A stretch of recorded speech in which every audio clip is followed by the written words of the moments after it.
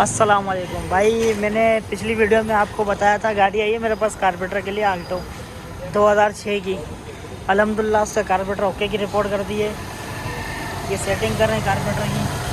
आप carpenter check करें, अल्हम्दुलिल्लाह 0 मीटर कर दिए।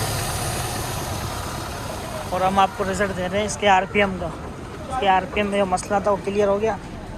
ये चेक करें, अल्हम्दुलिल्लाह ओके की रिपोर्ट कर दी है। ये आप साइलेंसर चेक कर सकते हैं। और ये हमारे वसी भाई की गाड़ी है, ये रहे ओनर।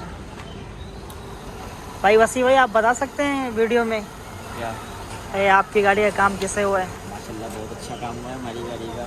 हम जो भी काम के लिए आते हैं आपके पास भी आते हैं और तो कहीं हम जाते हैं। माशाल्लाह आप जो भी काम करते हैं एक नंबर करते हैं, जो फ्रॉड वाला काम जो भी नहीं करते हैं। मेहरबानी, बड़ी शुक्रिया।